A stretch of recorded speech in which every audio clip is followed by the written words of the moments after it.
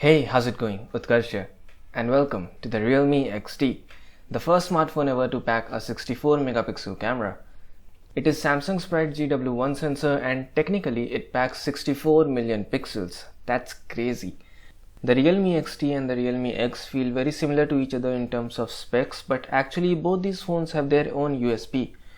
Anyways, I'll talk more about this later in this video, so stay tuned for that. But first, let's talk about the highlighting feature of this new baby, the 64 megapixel quad cam setup. Apart from the 64 megapixel primary camera, there's an 8 megapixel wide angle camera, a 2 megapixel depth sensor, and another 2 megapixel camera with a macro lens. The 64 megapixel camera is the new Samsung ISOCELL Bright GW1 sensor, and it's a fairly large sensor. Actually, it's the largest when it comes to mobile photography. Being a large sensor, it captures a lot of light, so low light photos or even daylight photos are going to be much more detailed. Just like the 48 megapixel GM1 sensor, it has a pixel size of 0.8 microns and uses Samsung's tetracell technology, which basically uses 4-in-1 pixel binning to combine 4.8 micron pixels to form one large 1.6 micron pixel, hence giving you a 16 megapixel picture with a large 1.6 micron pixel size. Well, all these things basically mean that the phone should be able to capture pretty great photos, and eventually it does.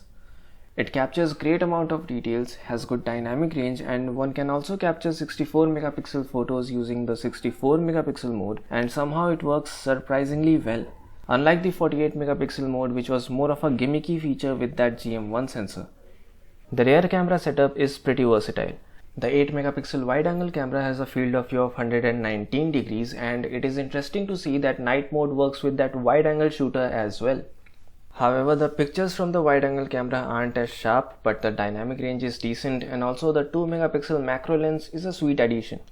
The front camera is a 16 megapixel Sony IMX471 sensor and it performs like a champ. However, the edge detection in portrait mode is not that great.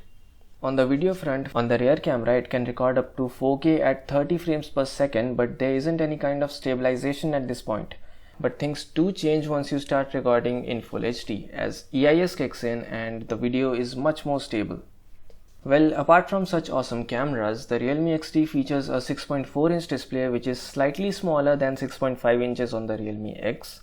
Also, you may have noticed that this phone has a teardrop notch, whereas the Realme X had a full screen display with a pop-up selfie camera mechanism. Anyways, it's still AMOLED, has punchy colors and deep blacks, and a Full HD Plus resolution. The in-display fingerprint scanner remains there and it's fast and accurate. And the face unlock? It is fast AF, but I don't recommend using it because obviously it's not that secure. It is powered by the Snapdragon 712 SoC, which is an octa-core CPU based on 10nm FinFET process. It is paired with an Adreno 616 GPU, and the phone performs really well when it comes to day-to-day usage, and the gaming performance is good as well. It comes with up to 8GB of RAM and 128GB of UFS 2.1 onboard storage, and it runs ColorOS 6 out of the box based on Android 9 Pie. ColorOS 6 isn't the best user interface out there. Now, don't get me wrong, it's fast and snappy, but I'm still waiting for Realme's own UI because ColorOS has its own privacy issues. Under the hood, it sports a 4000 mAh battery with support for VOOC Charge 3.0, which is great. And paired with the Snapdragon 712 and ColorOS 6, this phone should easily last for 1.5 days. Also, dark mode is finally here, and this should be able to save you some more power. Design-wise, it's a beautiful phone, especially the pearl white color, and the build quality has been improved this time. For the first time, a Realme phone has a glass back with Gorilla Glass 5 protection. That's good. All in all, it's a great phone, and the price starts at 16,000 rupees for the 4GB 64GB variant and goes all the way up to 19,000 rupees for the 8GB 128GB variant. So which phone should you buy? Realme XT or Realme X? Well, if you want a more versatile and powerful camera system, slightly better performance and better build, then go for the Realme XT. However, if you are someone who wants a full screen display for a more immersive experience, then you may opt for the Realme X. And for all you gamers out there, Realme is going to launch another edition of the Realme XT in December. That phone is going to be called Realme XT 730G, and as the name suggests, it will be powered by the Snapdragon 730G processor, so the performance is going to be incredible, and it will ship with a 30-watt VOOC charger. That's awesome, isn't it? So if you are into the Realme XT 730G, then wait till December, otherwise go for the Realme XT. It's a really good phone for 16,000 rupees. Anyways, that's it for this video, and if you end up liking it, then you know what to do.